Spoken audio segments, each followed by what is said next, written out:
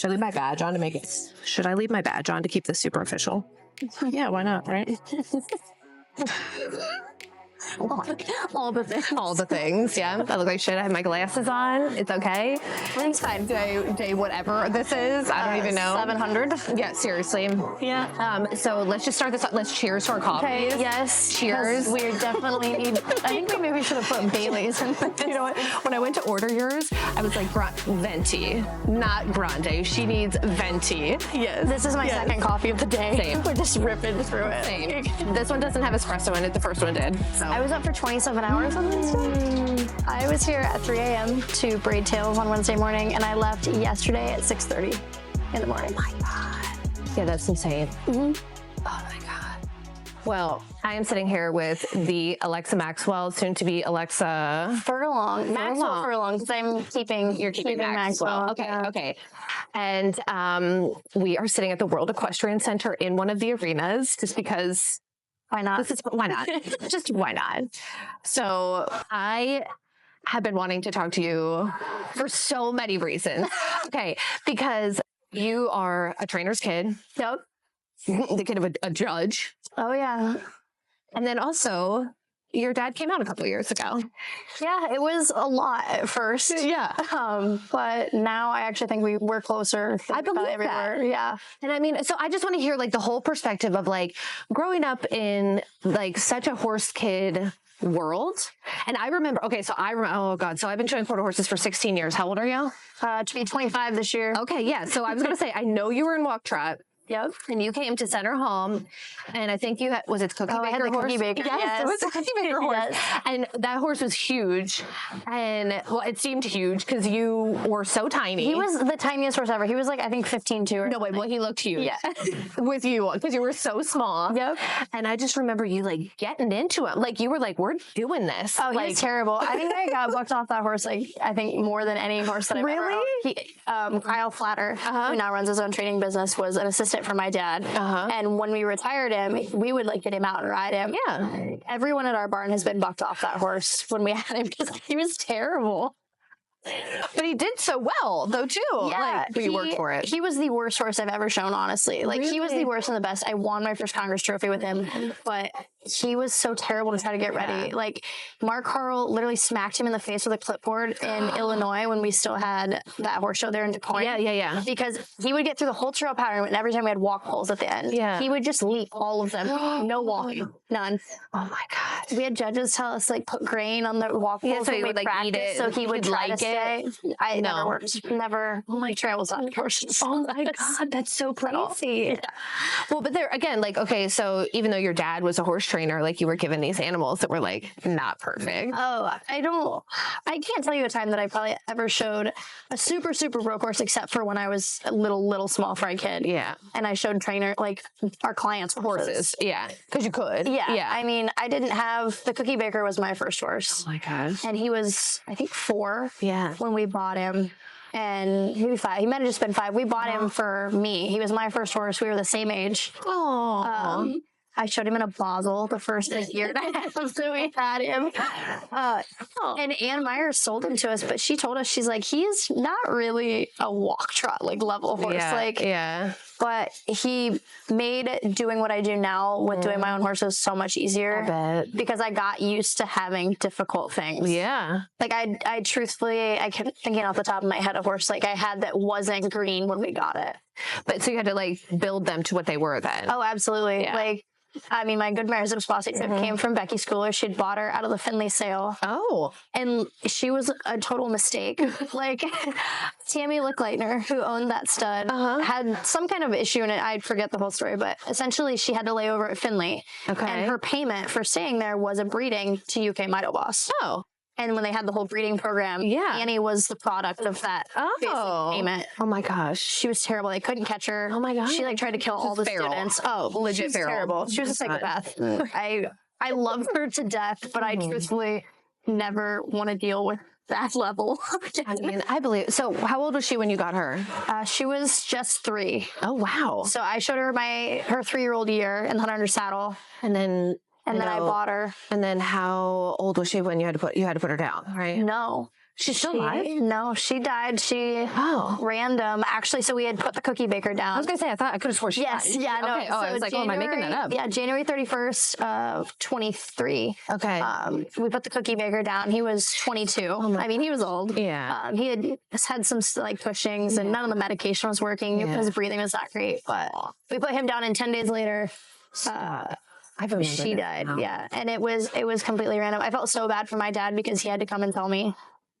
But she colicked, and of course, Annie over the top, everything was like so twisted that even if we had taken her to Ohio State, there's nothing we could do. The chances were. We were trying to make her a mom, so she said, "No, thank you. Have peace." I was like, I heard that my uterus was going to be used. She was like, no. And honestly, they probably saved my life not having to deal with another Annie.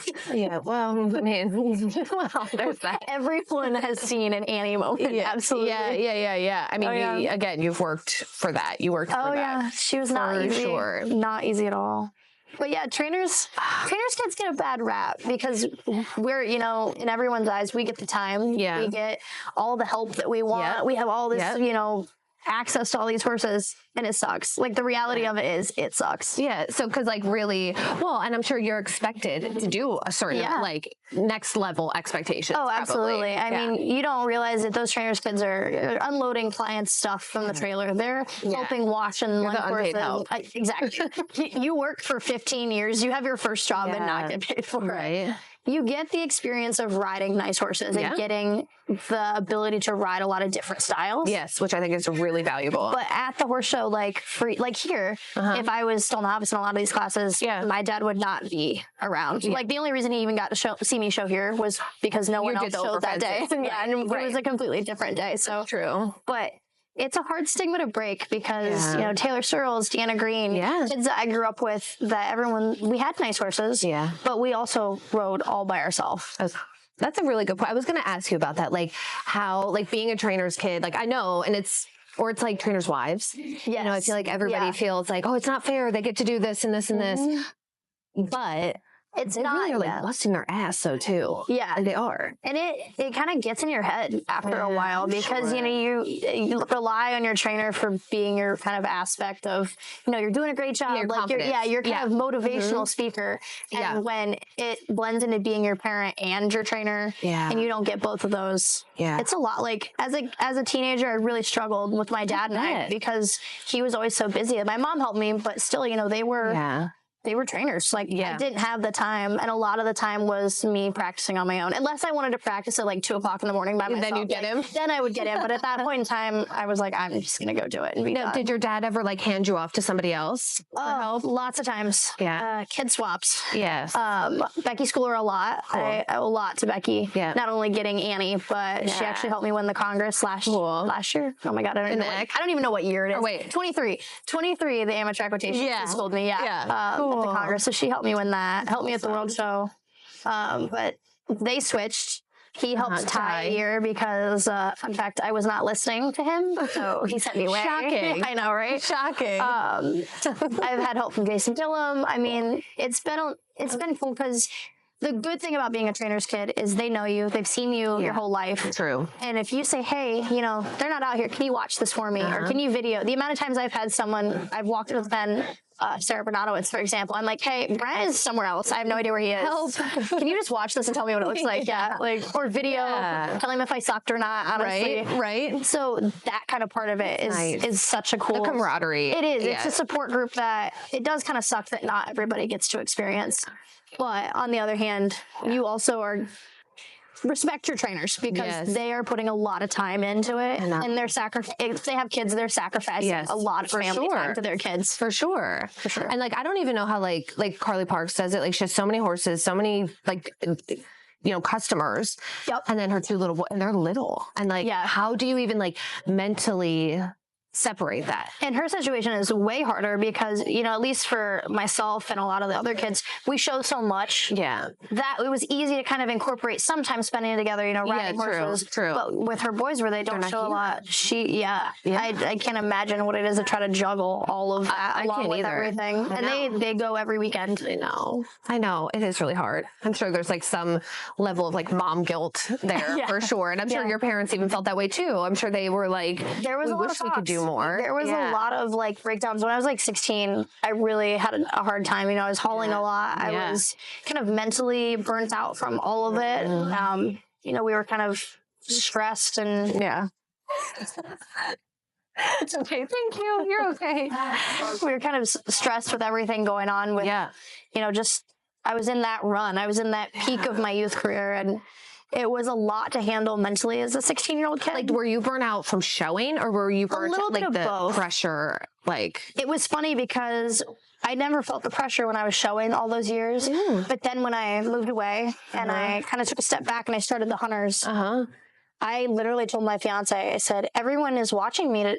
They think I'm going to be stupid. I'm going out here in these Hunters and I'm chipping into these fences and like looking like a psychopath. And he's like, honey, they're not doing that to you. They're a novice. Like they don't think you're that. You're literally learning a whole new discipline. But it gets in your head. And for like the last 3 years, it's been hard because I got so used to being so comfortable in the show pen. Yes. And then when I switched, I was no longer comfortable. I can see like that. I didn't feel like myself anymore. And it was that was more of a struggle than anything. Yeah. I can understand. I mean, I can imagine. It's a completely different mindset. Yeah.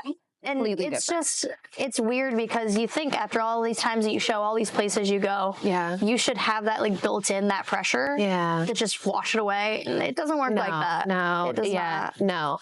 I'll tell you, and like for me, I used to get so nervous. Like all the time. And I had like zero confidence. And I just got like, everybody's like, oh, you're so confident. No, it was fake. And I mean, I would seriously black out if I had to go first. Cause I'd be like, I don't know the pattern, freak out. But then I finally got horses that I could trust. Right. And I got horses that I knew would show for me. Yep. And the more horses I've kept home with me, that makes a big difference. It seriously does.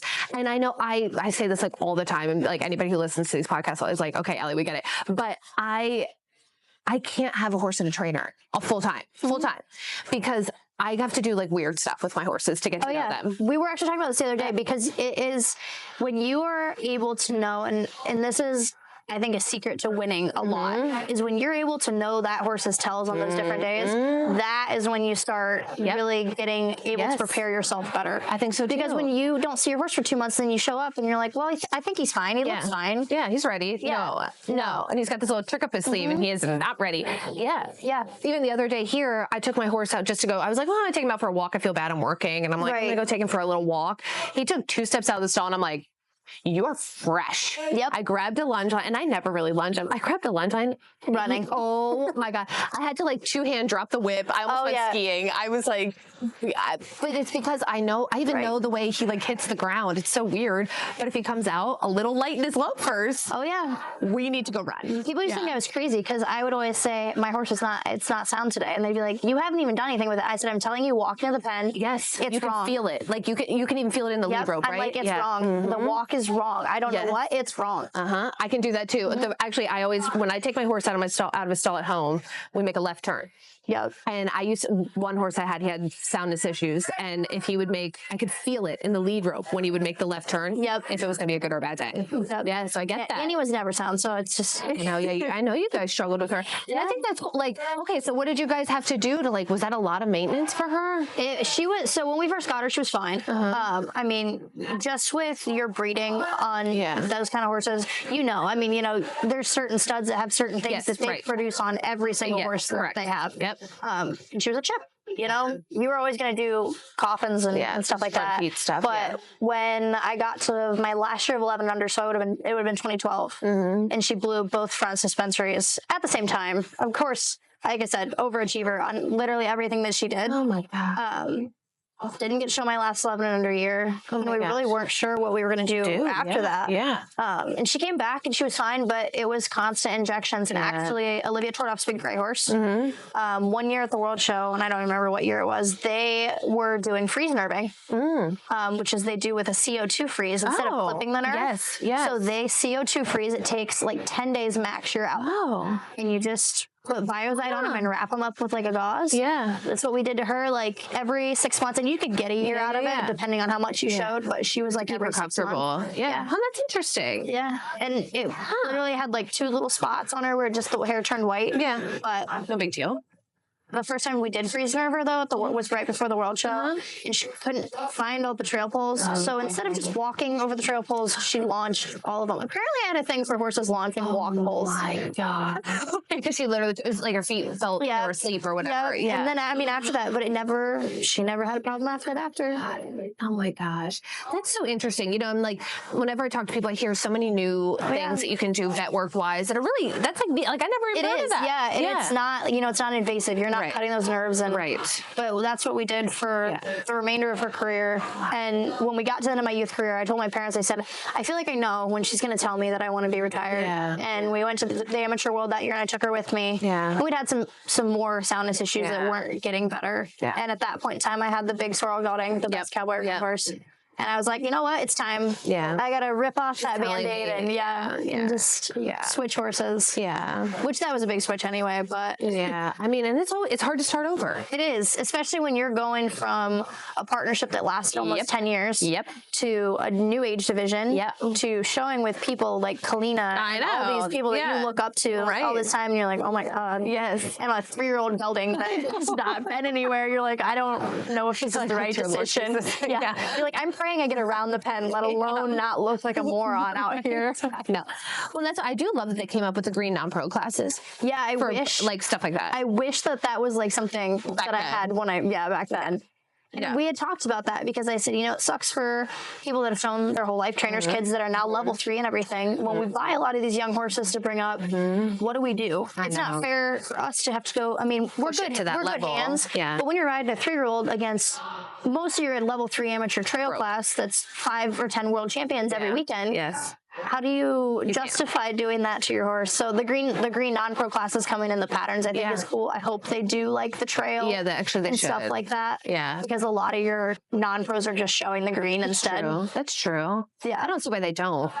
You know what? We did do that in Pennsylvania one time. We did like $100 added, or it was like a $250 added, like green non-pro trail, because even I did it because I was like, mine, even though he's 10 now. But like, he just doesn't know the trail. And I was like, I'm not going to go in the green and make a fool of myself though either. So it was like a nice, I decided right then and there, we're just going to start and stop at the trail right now. We're just never doing it again. I know. The trail is, I think, one of the hardest classes because you have to have such a cool horse for that. But I mean, when you get a good one, it's fun. You know, I had one, oh my gosh. Well, it was almost like 10 years ago now. Oh my God. His name was First Class Style. Oh my gosh, I remember that. Do you remember that horse? He was so cool at the trail. And like, I remember I bought him and at home, I just like took him over a couple poles and I was like, hold on. You're like, wait, trail's my class. I was like, this thing is a freak. He was a freak. And like, so he was really, really fun for me to show on the trail. And then every horse I've had since then, I'm like trying. I'm like, can somebody please be good at trail? Right? No one has been good at trail yet. The styles are different. Like my Mare was so easy, but my dad hated to show her. Really? Hated to show her because she was like, get out of her way. She's she's doing it for you. And he hated it. He's like, I can't do any of these buttons. No. And then I went to the big red horse and he was like, there was nobody home. He would go wherever you told him, but if you didn't tell him, he would just stand there like, nothing was happening. But I think the trails helped a lot in the hunters. Oh, I'm sure. It's like finding your spots. It's been different because the spots are definitely way further back. If you go where your trail spots are in the hunters, you might die. But true. It's kind of cool to be able to flip back and forth. I can see how that kind of world of it. Although, okay, I have a confession. I don't count in either of them. Oh, I don't either. You don't either. I do not count. Everyone's like, did you count your strides? I'm like, no. My trainer's definitely gonna kill me with this, but I don't. I can tell you when it's wrong. I can canter in a line, and I can tell you if we're gonna be on the right stride or if we're gonna add. But if I count, it's more things that I can't do, and I have to feel it. I don't know why. And even in the trail, like they'll be like, okay, this is a 2, and then you go to a 3, and then blah blah. And I'm like, I know. I'll feel. And the hunters, like, I get in a bigger problem if I do count because we don't count the land. No, right. So land 1, 2. That messed me up. The first time I was watching, like the week I showed, and I was like, okay, so it's like a 7 on the diagonal, and they're like, no, it's a 6. I'm like, but You're like, to me, it's a 7. It's I'm fine. like, but there's 7. They're like, no, we don't count the land. And I'm like, so for the first 2 years, I was like, okay, it's 7. They're like, it's 6. I'm like, no, it's 7 to me. Let me just Yes. And the more I counted, like it almost made it worse. Yeah. I would almost miss my spots just because of it. So now I just run at it. It's whatever. We'll figure it out. Yeah, I'll get there. Yeah. Get there when I get there. I remember when I first started something, I'm like, it matters? Yeah. I was like, why does it matter? I bought, actually my horse came from Scott Myers. Oh, so cool. He had got him for his daughters, right when he was a yearling. So this is, he's 11 now. Wow. And then they went to vet school, both his daughters did, and they put him in the field. And he got rode twice a year. Oh my gosh. He did cross country jumping before I bought him. That's cool though. But so he's so brave. Oh yeah. He's so Sometimes he was more brave than me. Yeah. Yep. That's okay. That's good though. That's the kind of jumper I like. He saved me a lot of times as a novice. Like what I was doing, buying a horse that had never been shown in a fence class in the AQHA as a novice, I have no idea. But you made it work. DIY amateur, here I am. Yeah, I know. Well, okay, so now, like, how much does so you don't live with your dad anymore? You're away. He moved to Kentucky. I moved to New York. I know. So do you just kind of like ride on your own and? Yeah. So my fiance's family does the overfence stuff. Okay. So they can help you. So they have a barn. That's where he stays. Okay. But mostly I ride by myself. My work schedule is I'm a barn tender / server at a really cool brewery in Oswego, New York. Neat.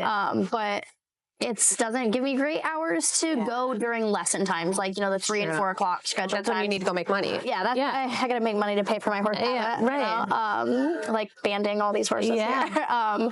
But it does suck because I just kind of done everything on my own. Yeah. But at the same time, like coming here, this was the most relaxed I'd been. And honestly, the last 2 weeks, I'd done nothing but goof off. And when I left, I texted my fiance. I was like, do you think that I'm ready for this? And he's like, I'd bet on you. I'm like, are you just saying that to make me not feel like I've not done anything for the last 2 weeks?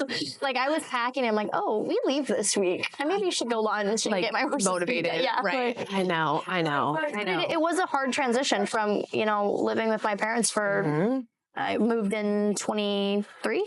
So I've not lived in New York super long, but being 10 steps from my barn and all my horses and riding every single day to being 20 minutes from my barn, which is not that long, but when you could walk to your barn for 20 years, that's, it was a huge change. Absolutely. And so like your mom was really good at the showmanship, right? Oh yeah, that was her thing. She's like the queen. She was the queen of showmanship. Yeah.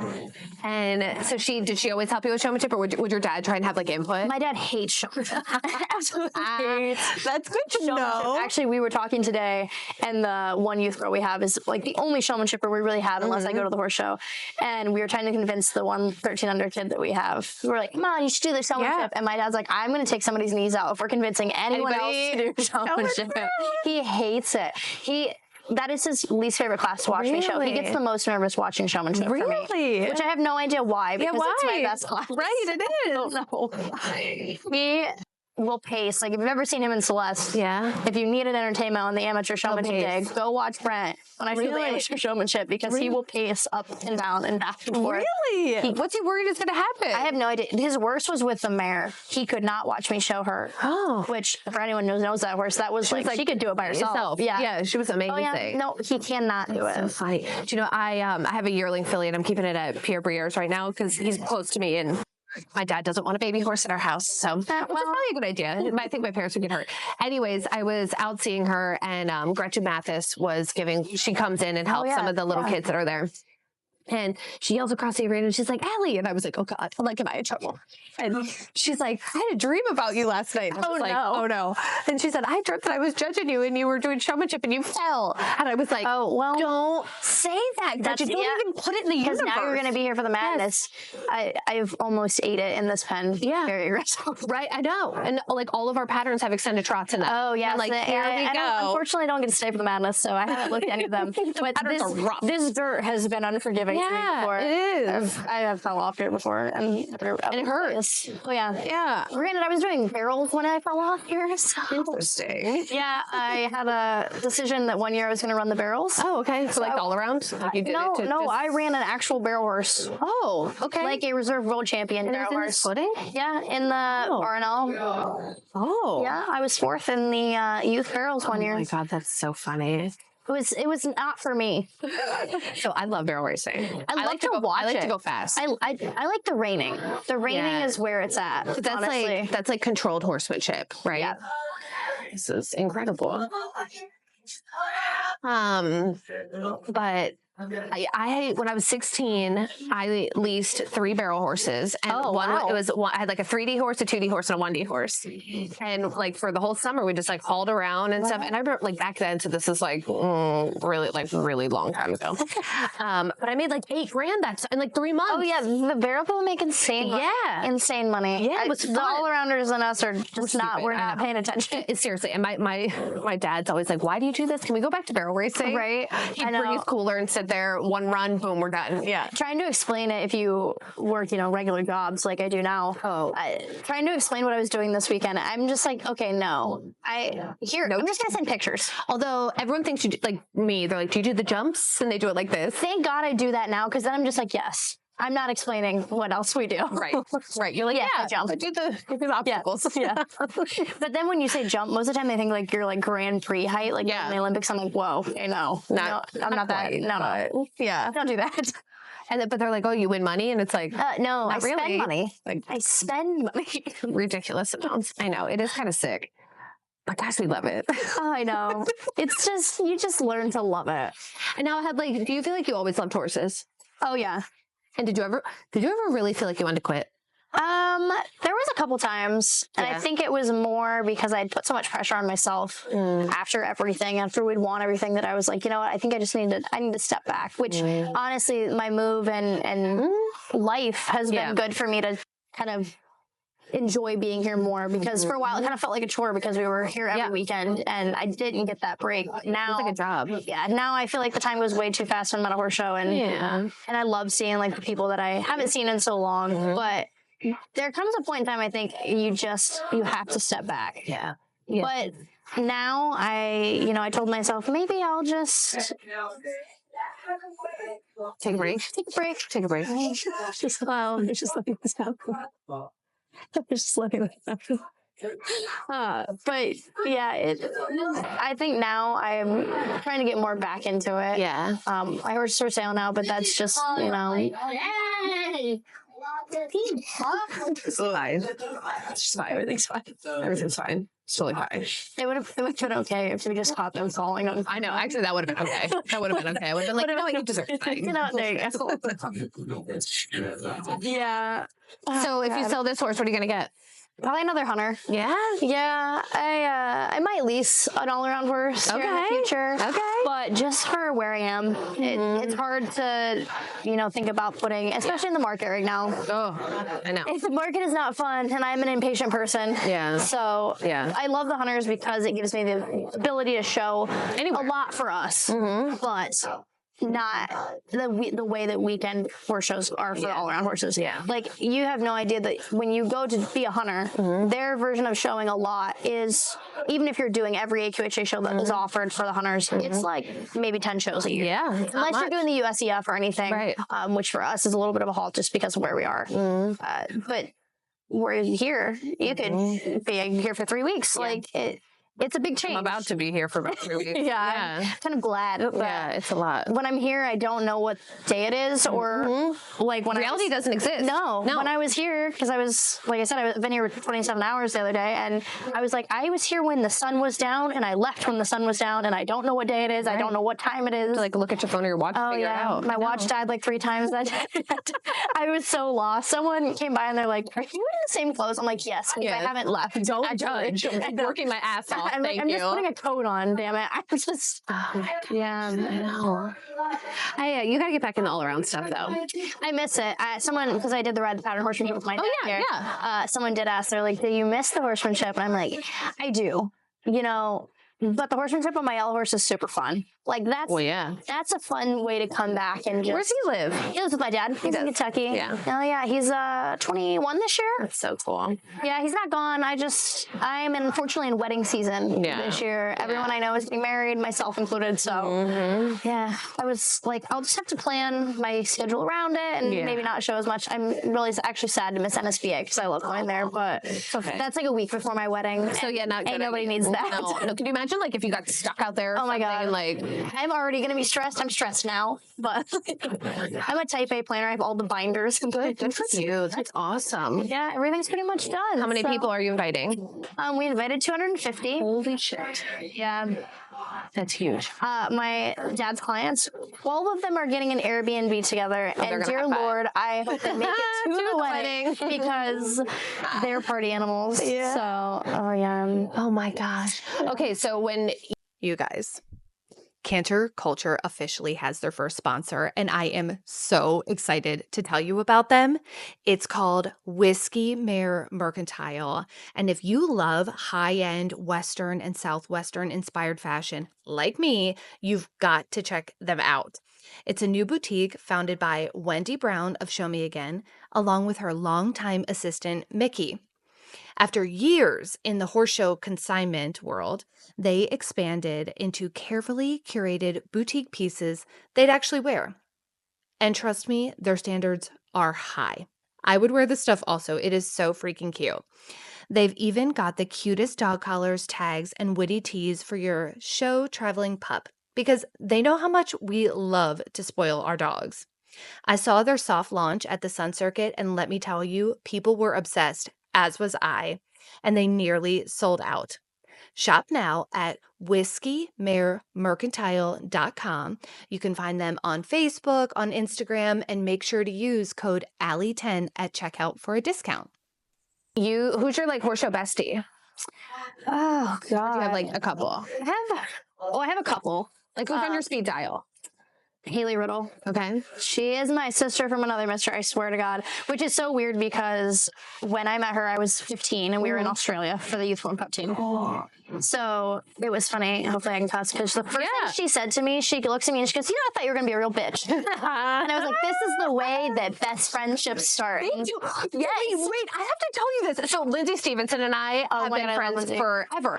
And the first quarter horse show that I went to was in Harlansburg. Oh, God. And I like showed up out of nowhere and I beat her in the Huntsy deck. And I remember her saying, are we in trouble? Yeah. No, that's not.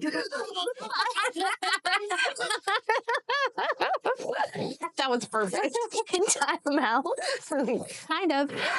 But I remember showing up to the end. For anybody who's just listening, we are sitting in the arena and someone just drove by on a golf cart to make sure that we were not just sitting here in timeout. To make you feel better, it was an AQHA steward. It was, yeah. It was Benny Sargent. Side note, it was Benny Sargent. AQHA steward. We're not in trouble, so it's fine. Everything's fine. But anyway, we're looking at a menagerie of plants right now. This is actually this is very soothing. It's like spa-like where we are.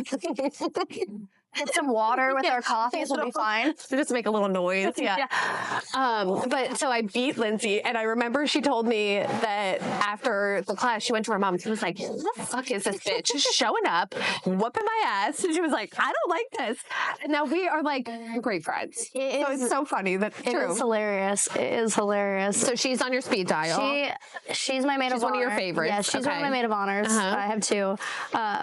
She and I actually, hopefully her dad is not watching this, we went and got best friend tattoos at the World Show with my dad and her mom. My dad's like, "What are you guys doing?" I said, "Can I borrow your truck for like an hour?" He's like, "Why?" It was like one day at the Amateur World this year. I was like, we'll be back. Yeah, sure enough, we went to some random tattoo parlor for $100. It was her first tattoo, obviously not mine, but yeah. So we went and got matching best friend tattoos. Her dad has no idea. Oh my gosh! Great. And then I have two sisters that actually, one still rides with my dad, the other is gotten out of horses. Her wedding is actually next month. Wait a minute. Oh yeah. You have two sisters? No. Two sisters are my best friends. I was like, ride with my dad. Other siblings? I'm like, oh God, no. I was like, from where? Although Mary Luther did think that the one was my sibling. Oh, okay. So all right. I don't know how, because we didn't look anything alike. We're always attached at the hip. So the Pearson sisters, Megan and Shelby, nice. Cool. Which I call them Wanda and Moo. Oh my God. Moo never gets called by Megan, and if she ever listens to this, she'll punch me in the face for calling her that. And Shelby had a horse named Cosmo, so we called her Wanda all the time. So yeah, she's getting married actually in like a month. Oh, cool. So get to drive to Indiana for that. We'd be in that wedding. So from New York. From New York, yeah. Oh gosh. Yeah, that's far. Yeah, it's like 9.5 hours, but you know, we do what we got to do. You do what you got to do. That's right. That's right. So those three are kind of there. I mean, I have a ton of friends that are super, super close to me. Yeah. Obviously, I have, you know, a lot of my dad's clients, like Kate Grossegle, who I've grown up with. Yeah. She's in my wedding. She's a bridesmaid in my wedding. Cool. We were joking because it's the 8th place curse around us. We always get 8th. Kate went one year to the NSBA World and got 8th in every single class. No way. Every single class. So, Like, that's great, but it's also not. I was a real asshole because when she's like, "Oh, what color dresses are we getting?" I said, "Actually, we're going to wear brown dresses." And I said, "Your requirement is that you have to take every brown ribbon you've ever gotten and make a dress." That is so funny. She told me to go fuck myself. I was like, "Yeah, honestly, I probably would too." I love that though. Oh, that's really good. Yeah. Oh God. I'll tell you what, horse show people weddings. Okay, so my wedding, all right, I was married before, and then when I got remarried to my current husband, my only forever husband. I was gonna say, we love him. You know what? Kyle's a good dude. So yes, he's here forever. I'm not letting him go anywhere. But at my second wedding, it was mostly, I don't really have a lot of family. Like, it's like me, my mom and my dad, and like, that's it. And my husband has a ton of family, and my husband's dad is a preacher. And oh God, okay, I'm glad I didn't get to that. So it's a little different. And so my family was my horse show family, Right. So it was like, when we were thinking about seating and stuff, we're like, okay, how are we going to manage this? That like his family doesn't think that I'm just like out of control. And I'm like, oh yeah, luckily for my sanity, my fiance's family is as wild as horse show people. So it makes for good. But I feel so bad for the wedding coordinator, the day of coordinator, because it's gonna be like hurting. All hell is gonna be breaking loose. There's 20 of us in the wedding party. Wow. There's 9 bridesmaids, 9 groomsmen. Oh my gosh. Oh yeah. Mm-hmm. It's going to be so fun. We're going to have a blast. And it goes so fast. My goal is to make the ceremony as short as possible so I can just get go drunk, party. honestly. Yeah, seriously, go party. After a year and a half of this, everyone has asked me, like, "Oh, would you plan it again?" I said, "No, I'd elope and have the biggest party I could ever find." For real. You know? We got married in my indoor arena. Oh, and we turned like the whole entire thing into a wedding venue. Like it was unrecognizable as an indoor arena. It was like amazing. Cool, though.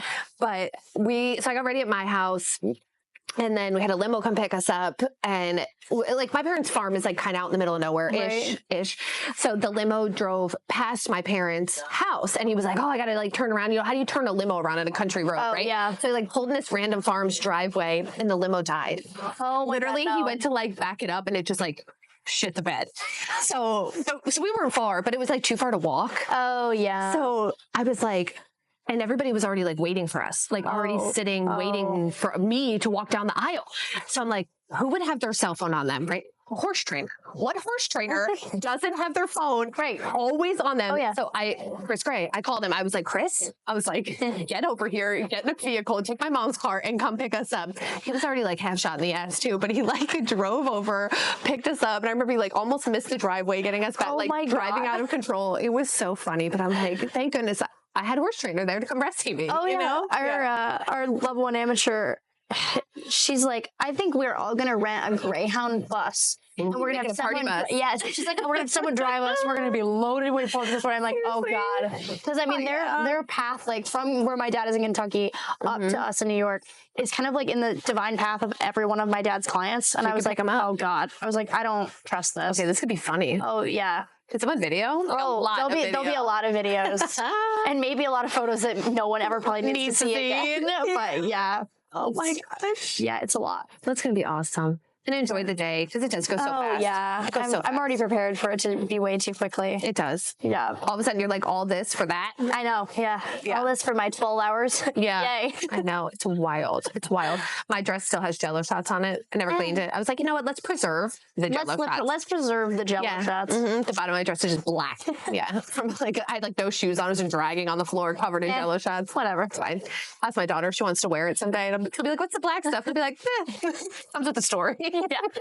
Maybe get it cleaned before. We'll dye it. We'll dye it black. There you go. That'd be cool, right? Yeah.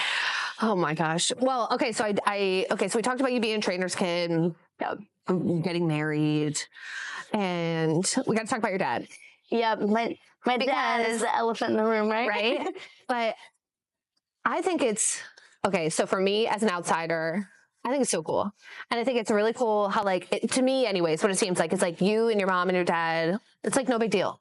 It really isn't. It's like no big deal. And it shouldn't be, right? No, it doesn't really matter. It really does not. It doesn't matter. And I think it's so commendable of you guys, what you're doing, the way you guys are still like family. And I've seen you guys all here, and yeah, we still do a lot. Actually, you guys seem better than ever. Yeah. I'm going to go out there and say it. No, because real talk, they, and everyone knows this, it's not really a secret, they were not the right people for each other. Right. They did fight a lot, and there was such a difference of opinion during my childhood, and I think they're both happier and better off for it. And like I said, my dad and I have actually become closer than ever. So for people that don't know, your dad came out how many years ago? 3. Yeah, because they started getting a divorce in 21, so it was like right after that. Okay. And then like, how did he tell you? Well, you were an adult, obviously. I was out of youth when they got divorced, and he did come tell me before he had asked my mom, and he said, I just wanted to let you know. And God's honest truth, I did ask. I'm surprised it took you this long, honestly. It was just kind of to that point that I knew that that was not a healthy relationship for either of them. Yeah. And then after that, he had sat me down and he's like, I just want to know what you think about this. And I was like, honestly, I don't give a fuck. Like, it doesn't change anything to us. And it's not like in the horse world. My dad. It's not like in the horse world. Honestly, they outweigh us, man. Seriously, they do. If you are a gay man listening to this or watching this, you are so lucky because so many options. I know, right? Like you go to a horse show and you're like, oh man, another one. Another one. For me. Right? Dang it. I know. When I first met my fiance, he's a hunter, jumps, wears the tight pants. In God's honest truth, you can ask him. I did look at him and I was like, just before we start dating, you're not gay, right? Like, I just need to know. I just need to know. Yeah. He was like, no. But, still true, obviously. But it's been actually really easy to kind of transition over. We talk a lot more. That was one of the big things is he was like, I want to be more honest with you about everything, about what relationships I do have, the people I talk to. And it's been really good. That's so cool. I mean, obviously I'm an independent person, so we don't talk all the time on the phone. I don't talk to either of my parents all the time on the phone. But it's been really cool for us to kind of have a better father-daughter relationship. I think it's really cool how you're, okay, so a little bit going back to being a horse trainer's kid, they really, to me, prepared you to be independent. Yes. Yeah. They really did. Because I feel like you're doing fine. Oh yeah. Like you're thriving. You know what I mean? I moved all my shit to New York. Yeah. We bought a house last year. Like, amazing. Yeah. You know what I mean? Like, started a new job. I take care of my whole horse. I love it. And I think that's really, really neat. And not everybody ends up that way. Yeah, if life was a lot easier because I was independent. Yeah. My fiance is such a family person, and sometimes I feel bad because he'll be like, let's go see my parents. And I feel like I don't look like I'm as excited as I probably should be. Yeah. I love his family. They're absolutely amazing. But for me, we always were traveling so much that it was just normal to have your own time. Yeah. Actually, his mom was funny because he's been working in Washington for the last month and a half. Yeah. And she texted me and she's like, are you living? Because I haven't heard from you because I've been working like 45-hour weeks and then just riding my horse and going back and not talking to anyone. Yeah. And it was normal to me because I was just used to doing things by myself. Yes. But it is cool to have a support group on both sides in New York and, my parents being in Ohio and Kentucky now. But it definitely prepared me for a lot of, I just bought a new car. Like, it prepared me to do adulting things, even though it sucks. It does. It is horrible. It's terrible. Horrible. Never, ever wish to grow up. I know. I remember, being in college and being like, I can't wait to get out. I want to be done. I want to be done. Or and now I'm like, drive. Yeah. And now I'm like, can I just go back to that college life? Right. I wished I could drive. And, as soon as I got my driver's license, we were in Newcastle, Indiana, and we were loading the trailer up, and my dad was in the passenger seat. I was like, what the fuck are you doing right now? And he's like, you're driving home. Which we still had our F450 dually with our 8-horse trailer. And I'm like, do you realize, he's like, you'll be fine. You'll be fine. And then after that, I pulled most of the time, when we went to the World Show, he would take us to Ghost Bus, and I would drive the 8-horse. I drove to Florida by myself. I drove. Little badass trucker, you. I know. So when I was telling my coworkers that I was driving 9.5 hours to Indiana for a wedding, they're like, "Oh my God, that's so far." I'm like, "It's really not. Nothing. We've drove 17.5, 19 to Florida. And now that we live in New York, it's 20 some, so yeah. and everything's far. Even like for me coming here, it's 7.5 hours, and a couple people have been like, "Oh my god!" And I'm like, "Yeah, it's no like big 8. deal. It's like 8 for me to get here. It's not bad. It's not terrible. No. It sucks, but just I don't listen to murder shows on here. Yeah, I listen to really dirty rap music. ooh, that's good too. Yeah. Audiobooks are great too. They are. I am a huge reader, like super bookworm, and I've been rereading. Anyone that's listening or watching AQHA, Oh, personal favorite. You got to read it. It's What's so it about? good. It's like a fairy kind of fantasy romance. It's got some smut to it. Oh yeah, I'm a huge smut reader. Our personal favorite is going to like an airport and reading the nastiest book you can find with a straight face in an airport. Right. You're just like, yep, nothing happening here. nothing happening here. Until there was one small child that was like, "Mom, what is she reading?" I was like, "Okay, Maybe that's it. yeah, maybe not." Oh my gosh, yeah, I'll have to get some recommendations. Yeah. I usually listen to like podcasts and stuff too, or like I feel like listening to Rogan or I listen to so many things about murder. Oh Yeah. oh, Lots of murder stories. okay. I can't do that when I drive anymore now when Nick's with me because I was listening to something about some lady that basically filleted her husband and he woke up out of his sleep and was like, what are we listening to? Like, are you trying to figure out how to do this? Yeah, to me? I was like, just go back to sleep. He's like, no, I don't want to now. But I'm scared. yeah. It cracks me up. That's cool though. I feel if I had recommendations, I would be all in. Oh yeah, I just don't know if how to, you like, ever find see me good ones. banding, full warning, I'm probably listening to some murder. Some full-on murder. I love that. Oh, so okay, you have the hunter. He's for sale. Yep. Your dad's good. You guys are great.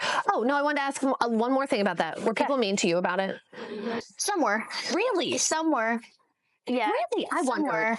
Just because. It was, I don't know if they were kind of trying to gauge how I felt about it. Yeah. For the way that they reacted. And it wasn't like a, oh my God kind of way. It was just kind of, Yeah. I mean, it was a shock. I mean, I'm sure to a lot of people it was. But I think now that they've seen the change in him and my parents, like it's been better. But there was some that was, have gotten a little bit of kind of a chip on their shoulder now because of it. And honestly, more power to you. If that's something that bothers you, fine, go for it. Fine. Like, it's not, no skin off my back to it, but there was some that just, it was an awkward conversation to have because they made it awkward. They made it awkward. Yeah. Instead of just acting like a normal person. Yeah. Which I think for anybody that has, for one, divorced parents. Yeah. And for two, one gay parent now. Yeah. I think it was a whole thing for them. And I don't know, I'm just a nonchalant person. I was like, it is what it is. It is what it is. We still get drunk together. That's all that matters. Right. And they still love you and you love them. Exactly. And, like, it's fine. Actually, nothing's fine. Everything's fine. I know. So I guess another question with like your dad being a judge too. Does he, when he does coach you, like, is he dad or is he judge? A little bit of both. Yeah. Mostly judge. Yeah. I mean, that man will not tell me anything good if he has to. But the cool part is I learned a lot from him. When he would do his judges, actually when he did his judges test, which I guess has been quite a while ago now, we had flashcards that he went through. And I would read him the flashcards and go through. So when they do their testing, it's an open rule book retest. Yeah. So he'll go through and do the testing and then ask me all these questions through it. So and we full on had an argument about one of the things because it was right as I started to do the hunters and we were debating on the height for one of the hunter classes. And I was adamant it was this and he was arguing with me.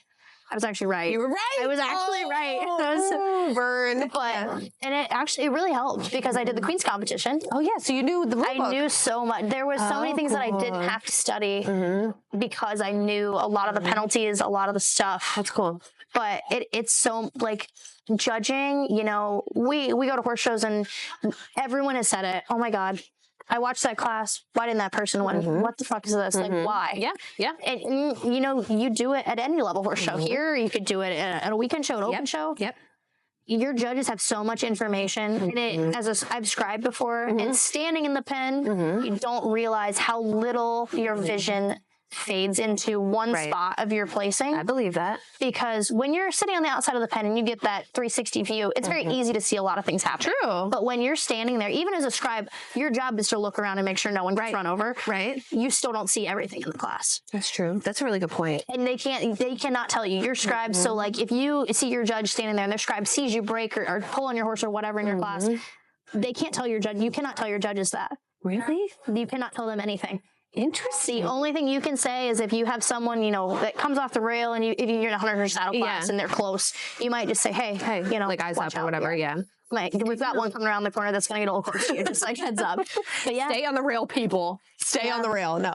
Oh my God. it's a lot. And that in your scribes now, because I don't even remember when this rule changed, but like 5-10 years ago, the judges used to scribe all for themselves. Yes, correct. Yeah. And they eliminated that because so many people were saying, "Oh, they missed all this stuff." So now your scribes, of course they did. yeah. I mean, it's hard to do, and scribing's fast. Like, yeah, it is. it's a lot. I've only done it like a couple times, especially now with technology. Boom, boom, boom. Technology actually sucks for scribing, by the way. Really? Because you have to have paper scribe sheets because that's their then you have to original enter form. it. Yeah, and then you have to enter it on the tablet, and then you have which a lot of people do the ladder sheets on the side, so that.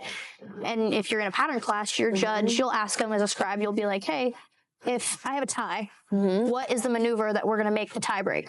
Oh. And your judge will have 3 tie breaks. Oh. So like in the horsemanship today, you had the walk, the left lead, switch leads, fast circle. They might say, I want that speed change to be my first tiebreaker. If we don't break the tie out of that, I want the turnaround to be the tiebreaker. Okay, I didn't know this.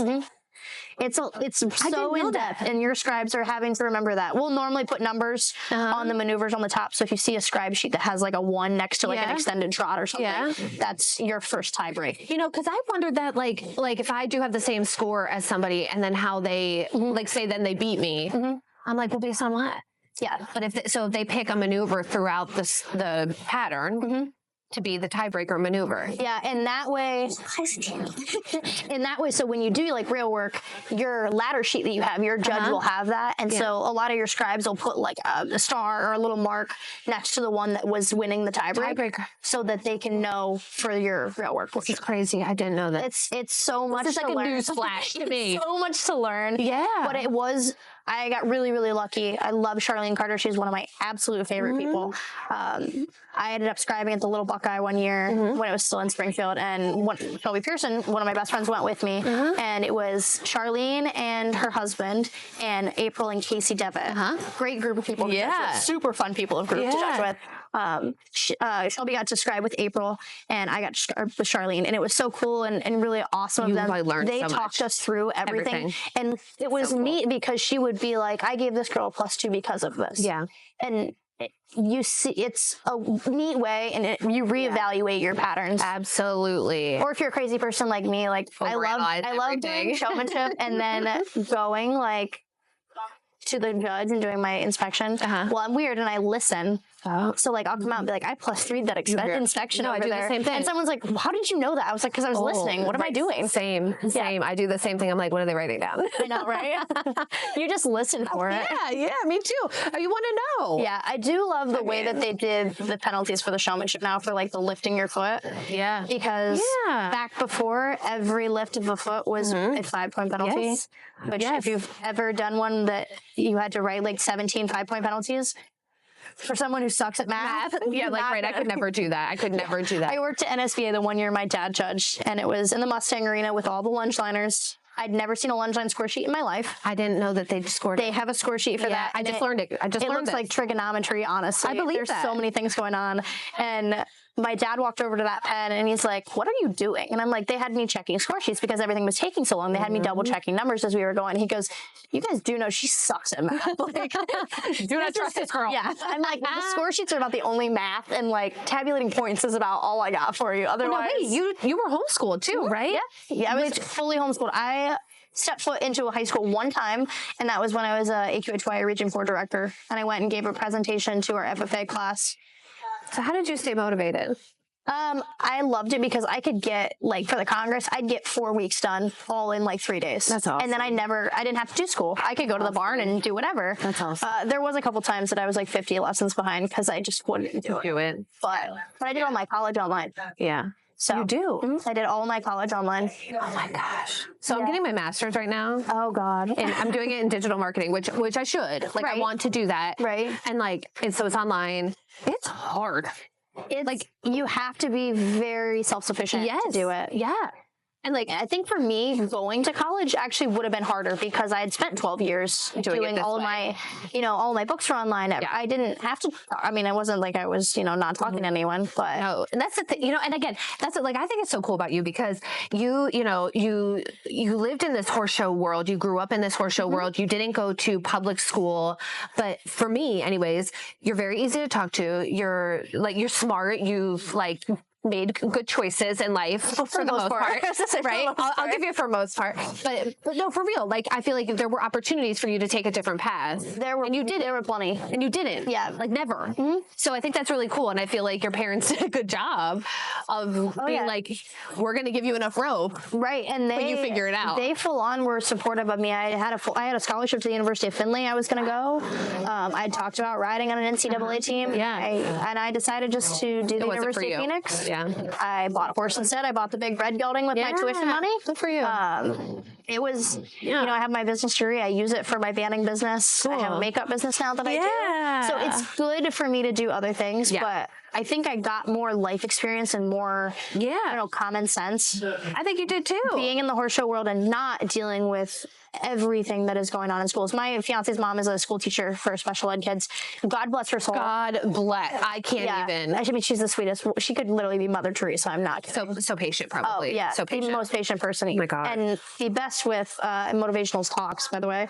But it's cool. I don't know how she deals with it because there's so much drama in schools and stuff. And we have kids that, ride at our barn that tell us all this stuff. And I'm like, I'm so glad that I only had to worry about myself. Yes. And for me, like college, I'm glad I made the decision because COVID happened. So I wouldn't have been there anyway. Yeah. But I saved so much money. Yes. And I had to kind of find my own path in life and figure out what I wanted to do. And I feel like you did a really good job at that. And I hope you seriously hear that. And like, cause you did. And in high school, I went to public school and the girls were, mind you, again, I'm very old. It was a really long time ago and we just had cell phones. So there wasn't like all the texting and social media and all that kind of stuff. It's terrible. I can't imagine. I don't know what my daughter is going to, I don't know how we're going to handle this. Yeah. Because I'm going to be like, well, people can hide behind a screen and say shit that they want to say without like owning up to it. Oh yeah. And that's not really that was a big part, especially, we always laughed about it, but when I started having a lot of success and, AQHA was posting all the stuff because I'd won all the all-arounds and stuff. And I started gaining more followers on social media and stuff. It was hard because I was no longer just a kid. Right. And I mean, I was, 15 and I had these young girls messaging me, telling me all these stuff, like looking up to me and stuff. Yeah. So it was a lot of pressure to be like, you cannot say stupid shit on the internet. Like, which I think is cool that you took it that way. Cause I feel like somebody could have taken it the other way. Right. And been an idiot and done dumb shit with that quote unquote fame. Oh yeah. You know what I mean? And it was, the coolest thing was I was at the NSPA World and I have the picture somewhere of Joella Bella's daughter. Aww. And she was, I can see it. She was maybe this tall and in a pink and gray suit. And she came up to me and she was like, I want to be just like you one day. So it's so cool because my last youth year, she won the 1300 pleasure at the Youth World. And it was kind of cool, but it was like to go as a kid and feel like you had all this pressure was insane. And even still now, like I have so many social media followers that I don't want. I have kids that still follow me and I want to make sure that you don't have to have the most expensive horse. Nope. You don't have to have a trainer. You don't have to do a lot of these things. It's hard. It's not easy. I'm not going to tell you that you're not going to go look at the people that buy the $150,000 horses, which I wish I was you guys. Right. I had the availability to do that because I would take advantage of it if I could. But I think this industry struggles with people not believing that they can do that. Agreed. And it sucks. It sucks. Because you can. You can. It's just not the easy. It's not the easy path. It's not. It's not the easy path. And you will look at people that ride the same amount as you and feel like you're further along. But you're all in the same boat. We're all in the same boat. We are riding 1,200-pound animals. Right? And you know what? At the World Show this past year, I Gino stepped in and helped me, and I love Gino, even though he tried to kill me. tried to kill both of us. Oh my God, Allie and I were literally dying. I don't think my gray horse has ever been rode that many single times in a day. I said, so I said to him, I said, when we first started, we went for like ride number 4 of a day. Oh yeah. And literally. I said, Gino, just remember, I am the only one that rides this horse for about 20 to 30 minutes, Literally. 5 times a week. Literally. I was like, he is going to quite possibly break down, as am I. Haley Riddle was laughing because we were riding in barn 8 over there for the EQ practice, and tears are running down my face. Like my legs are burning. I'm dying. And I looked at her. I'm like, help. She's like, no. I was like, you're fine. Yeah. But I said to him so I was really excited to show in the level 2 horsemanship, and that was like my class, I thought. Right. That was like my chance to maybe walk out with some hardware. Right. And I had a bobble, and I came out. I was disappointed, and he knew. And, I mean, it shit happens, right? And but I was like, he's like, you're disappointed. I'm like, I am. Yeah. I was like, I worked so hard for this. And you know what he said to me? He goes, so does everybody else. Yep. And I was like, and I was like pissed at first, and then I'm like, I know. No. Yep. I know. And that is like the mentality of it is. I went to the Congress in 23 and I won 3 trophies. Yeah. I went to the Congress last year and I fell off. Like, it's not, once you're good, you're not good forever. No. You right. could suck the next weekend. I mean, look at the youth world to the NSBA. You have kids that go win the youth world and then fall down, fall off, do the wrong pattern. This sport is unique in the way that it's not like a football team or a soccer team. Your people aren't great all the time. No. You can't be. You your ball can't. has a mind of its own. If your ball says left and you're going right, there's not a lot that you can do about it. No. And that's, again, why I like keeping my horse at home, because I feel like I am more prepared. Yes. That way. It sounds dumb because I literally was dumb this week. Like these last 2 weeks, I have done nothing. I didn't lunge my horse at home. Probably should. I jumped around in my sweatpants, in my coat at home. And you know what? This was the most calm and confident person that I've been showing here, because I'm like, I rode you fresh at home when it was 40 degrees. Yeah. It's 40 in New York. Thank you. I rode you when you probably were not prepared in the slightest to jump around, and we jumped around just fine. So now that you're here, you're ready to go. There's not a worry in the world. If you do your homework at home or even the night before, there's no purpose of being nervous in a show pen. Right. That's Just because really you put a lot of fancy stuff on and it gets worse. I mean, I put my coat on and I'm like, oh my God, I have to do something now. I'm like, oh wait, we jumped the same course last night. It's not really, right. It's hard to do that when you are not used to, especially here with the bright lights and the announcing and, when they started doing the working hunter under saddle, there was a lot of hunters that don't show the hunter under saddle that were so surprised that we went down the middle of the pen and we're back in the middle of the pen. Yeah. That's not something that we do. And there was a lot of people that were nervous, and now it's, it's easy, but yeah, the prep for that is different. Way different. It's different. Yeah, for sure. Yeah. That's true. That's a really good point. It messes with your head. It does. Yeah. This is such a mental game. Yeah. An exhausting mental game. If you can beat yourself. Then if you start comparing, especially in the level 3 amateurs, that is not wading in water. That is drowning in water. One of the last podcasts that I did with Craig Cunningham, and he said that he is certain that a group of level 3 amateur showmanship can win anymore. And I'm like, agreed. If you've ever warmed up in any level 3 amateur pen, that is like a straight fight going on. So, and like for me, I don't feel like I'm that intense. And he's like, Allie. Oh yeah. No. The resting bitch face is real. I was thinking about this when I do it during the ride the pattern last night, because we were using a horse that I'd not rode before. No. So I'm trying to like really focus on making sure these patterns are demonstrated correctly. And I'm like trotting at this group of, people I don't know that are probably their first horse show here. Yeah. And I'm like, I look like a bitch. Oh my God. I like smile. I know. I'm pretending to smile, and I'm like, I never smile showing horses. I just don't. I just look evil in half of my pictures. Do you really? Oh yeah. Oh, I feel like you're cheesing in showmanship. That's probably the only one. In the working hunter, I look like I'm gonna have a stroke. I look like I'm scared to death. Really? Oh, my mouth's open half the time. Oh yeah. God bless whoever takes. No, I feel like you always have great pictures in the showmanship. Oh yeah, the showmanship is just because it's fun. Yeah, I've had good showmanship horses for everything. Even my gray horse is fun in the showmanship. Yeah. But everything else. The horsemanship, I'm so focused. Really? Yeah, my focus face is not pleasant. I had a really good picture from the World Show this year, but I'm like kissing. Like I'm like, oh, with your, like, your mouth open. and I'm like, still gotta buy that picture. Yeah, I'm grateful that I normally just buy like my awards pictures. Yeah. Because I think the amount of pictures that I bought that are in the show pen that are like going away or you can't see my face. Yeah, I like that. That's cute though too. Well, I have to say too that I have always enjoyed taking your pictures because you always had so many fun ideas. Oh, I love it. Like the ones at the Congress that we did in the, I love in that the picture. that was in the Gilligan when the stalls were out. That is my probably favorite set of pictures. That was so fun. That we did. And we did, we did a lot. That was like the last photo shoot I had with her. Really? Mm-hmm. Oh. And the ones we did at our house. Yeah. I had the black dress. Oh, yeah. Yeah. Yeah. I like taking odd pictures. I do too, though. That's what I like. Yeah. I would much rather do that. Like something different, you know? Yeah. Between, you and Kelsey Keithley. Yeah. She takes some like such cool Different. editorial kind of looking pictures. And that's what I like. Like, I love my win pictures. Don't get me wrong. Yeah. Oh, yeah. Like Eric Hardesty, that man has got it. He's got it. Getting jumping win pictures. Absolutely. But like, to do regular pictures, I'd much rather have something that I can have for different. ever. Yeah. No, that's so fun. I know. I might have to have you come up and take some pictures of the gray pony. Ooh, I would love to. He's got like 8 neck ribbons now that he needs to get a picture in. Oh my God, you should make a dress out of them. Oh, I could. There you go. We'll just wrap you in them. I have so many. We can just wrap you in them and take a photo. Yeah, there we go. Actually, that would be fun. That would be kind of cool.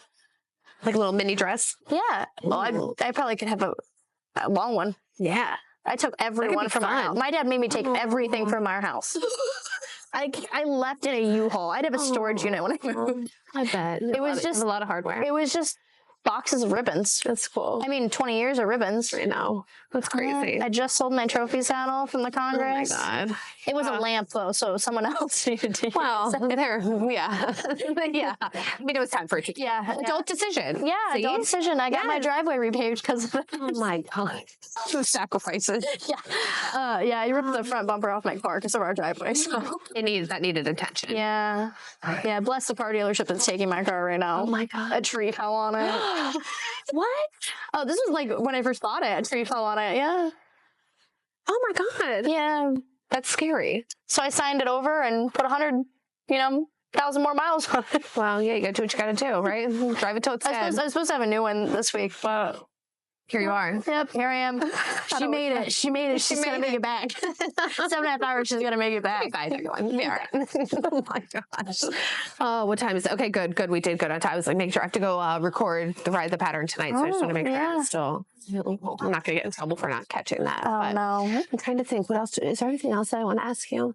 I'm sure there's something in that brain. I know, probably. I'll probably think of it as soon as I stop recording. What else? Well, I want to talk about your dad, your mom. I feel like we covered a lot. Is there anything else you want to add? No, we covered so much stuff. We did. It is weird being here and not being here the whole time. I bet. Yeah. I bet. Like not being here for the madness. Yeah. Like that you have to go home and like. I don't love it. No. It's weird because I've not been to a horse show since November. Yeah. And now that I'm back. To like be here a little bit. Yeah, and now I'm like, oh, do I really want to go back? I know. Do I really want to take the time? I know. That's growing up, man. Mm-hmm. It does. It sucks. Yeah. It sucks. Thank your banders and braiders. Yeah. These there you suck. go. Well, seriously. Yeah. I mean, you guys work your asses off. It's like September and Michaela. Actually, when I saw Michaela on Wednesday morning, she said she had started like the night before, and I saw her at like 4 a.m. She said she was just getting done for the day. Oh my gosh. It's a great business. Yes. If you can figure out how to work it into your schedule, especially when you're here not showing, it's great. Yeah. But I'm telling you what, you have to be prepared for long hours and your fingers to hurt. So bad. And even standing on a stool, it's not easy. Oh, no. You have nothing to lean on. No. You know what I mean? Like hours. Oh, yeah. I don't want to know how many times, like, we stand for. Yeah. I mean, a lot of us are fast. We can do it in 20, 25 minutes. But still, when you're doing 60, 70 horses at a show. God. Yeah. Is that how many you did here? I have 60 here, yeah. Damn. And I bet you I'm not as booked as some. Damn. But when you think, I mean, we've got so many people that I'm sure I haven't even named, like Beth Boyer, and we have probably at least 20, 30 banders and braiders here that are full. Yeah, I know. There's Doing people horses. asking. They're like, please, you know. Yeah. Yeah. Get on your books fast because they fill up fast. Yeah. Lacey Watson did like, I think 26 tails Wednesday. One day. One day. That's wild. Yeah. That was what my business degree was for. Right. Well, It worked out. you do need it. Yeah. You do need it. It has helped me a lot in life planning. Yeah, I was gonna say, It really in like the has. organization of like how Oh, yeah. to develop a Yeah. business. Oh my gosh. I worked for the Congress for a while. That's cool. I don't know if you knew that. No. Yeah. So that was my first job. I was 14. 14. I was 14. Oh my God. They were What'd you still do? they were still in Richwood, so they were like 15 minutes from our house in West Mansfield. And we did data entry for all of the entries when it was still all paper, Oh my God. which I did love the paper entries. Yeah. I did love the paper. Because it was like black and white. Yeah. You know, like it was Yeah. just like, that's what it was. Well, yeah, when someone was like, "Well, I did that," and no, you didn't. Look, No, you didn't. You did not. Right. But you kind of got an inside look into how much work it takes to do that. You know what? And actually, okay, so that's a good thing that you said that. You know, people so quickly get angry with like AQHA, right? And they're like, Oh, what is yeah. AQHA doing for me? What are they, you know, whatever. Now that I'm like on the amateur committee, you need to get involved. Yes, Actually, I was should. an amateur ambassador last year for here. Yeah. And I think I actually maybe signed something. I probably should reach out to Lorraine. Yeah. For sure. I would love to do that. Should be on the amateur committee. Go to or Vegas. something. Yeah, it's fun. It's really fun. And actually, but I have seen like a whole nother side of AQHA, and I'm glad that I There's have. so much to go into it. Well, and also they are like an organization, Right. They're just an organization basically to manage paperwork, right? So, you know, when we show at our weekend horse shows, it's the affiliates that are responsible for the success of the horse show, not necessarily AQHA. Right. And it's always so interesting to me how people get so angry at AQHA for not providing this over the top experience Right. when really they have nothing to do with it. Oh, yeah. They're just that governing I can't imagine. I mean, I know how many affiliates we have in Ohio. a ton. Yeah. I mean, we're pushing like probably 15 that I know of. Yeah. I mean, we've got Southern, Eastern, Northern. We've got OMI, Yeah. Buckeye Western. Oh, yeah. There's a lot. Okay, like there's so many Wow. that are individual entities within Ohio Quarter Horse. You know, Ohio Amateurs have their own stuff. Oh, Ohio yeah. Quarter Horse Yeah. Youth has their own stuff. And the amount of work that goes into a single one of those things is insane. So when you think about AQHA having, you know, all these states, all these countries, because I was part of the international outreach program for the AQHA stuff. So it was a lot to handle. And when I was behind the scenes at the Congress, which is the largest, you know, quarter horse show for AQHA. That those people are amazing. Rhonda and Justin and Scott, the way that they put on all of that, and I'll tell you, from the last day of the Congress, they are planning from next year. Yeah. Trust me, I lived in the house that I had to hear about it for, you know, I'm sure. as soon as it was over, you know, We're starting for next year. Yeah. Every, you know, AQHA board member they're walking patterns weeks before in the Coliseum in Celeste. Really? They're running through, and I think this year they started doing a demo. Eastern Ohio holds a September show in Columbus. Yep. Right before. Yep. And they ran some like demos of the Congress patterns to see where the layouts were and stuff. That's a great idea. Yeah, and I was really, it's kind of like their version of a rad pattern. Sorry, Jim. Damn it, I don't think we got that on camera. God, that would have been so good. But we almost got it. But just the amount, I mean, when we did entries, we had 4 people. If you think about that, we had 4, when they were paper entries, we had 2 people opening mail, and we had 4 people on computers. We processed everything. Every single one. Every single entry went through the hands of someone. And again, that was on like you guys. That wasn't on like AQHA. Nope. You That know, was like you had all no Ohio Quarter support Horse. from AQHA. That was all Ohio Yeah. Quarter Horse. Essentially, for us, like AQHA is approved. We're just that breed show. They're not in control of any of the stuff. Basically, you get your permit to have your show. Yep. You get your dates. You approve your judges and whatever else, and the rest is you. Yep. You know, my dad runs Eastern Ohio Quarter Horse, has for I think the last 4 years, and they do all their own stuff. Like it. When you come here, it's easy to forget that the two shows that they put on are the world shows. Yep. You know, you've got they have multiple level ones, and they have, you know, the amateur world and the select which I think was a great idea to combine. Same. Agreed. And they are listening. You know, we went to the talks last year at the world show, and I made a suggestion. I said, you know, as a hunter rider, coming here for the equitation and sitting out here for a week sucks. And like most people can't afford to do that. You can't afford to do that. Like time wise and money. Yeah. Your amateurs can't get that much time off work. No. And, you know, as a hunter person, I have 15 in my class, and I don't get to show in the Big Pen one time. Right.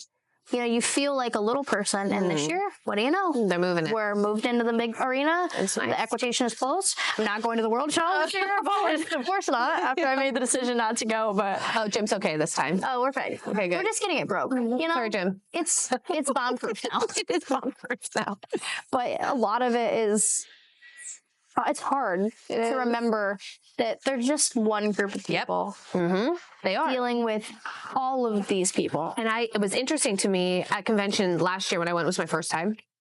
And they said they were talking about some statistics, and there's like approximately 300,000 members in AQHA. Guess how many show?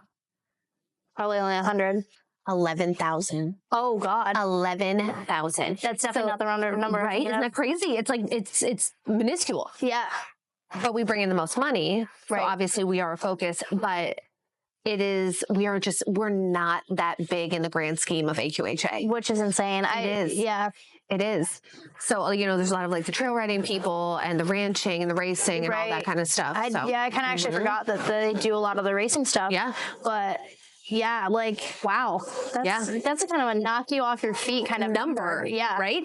Yeah. Yeah. So I was like, oh, we're really not a priority. And we don't really matter. Yeah. No. And when you think about how many horses, like when we were doing the stuff for the records with Annie. So here we go again. I had a technical difficulty, and this podcast got cut a little bit short, which is unfortunate, but at the same time, it's been going on over an hour, so I guess we needed to wrap it up anyways. I just hope that all of you enjoyed the perspective of Ellexxah Maxwell. And, you know, I put a little preview out there about this podcast, and some people were a little angry that I brought up the fact of her dad coming out. And I just want to say the biggest takeaway for me from this podcast and sitting down and talking with Ellexxah is a growth and the hardships, not just about that, but just any of the hardships that this young woman has gone through. And honestly, talk about perseverance and tenacity. She's got it. I just feel like she could have chosen other paths and other roads in life, and she didn't. She chose a great one, and she's working really hard to keep doing what she loves. And, you know, just like the rest of us, we figure it out, right? And she has it figured out. So I hope everybody really enjoyed this episode with Ellexxah. I know I surely did, and I could talk to her for hours. So Ellexxah, thank you. I think you are an incredible young woman. I have always admired you, and I think so many other people can relate to this, and I think young people can look up to you, and I think older people can also say, what a lovely young woman you have become. I commend your parents also for the parenting that they did give you and the support that they have given you. I love it. I just love it all. So you do you, girl. And I'm so excited for your wedding and your future. Thanks again.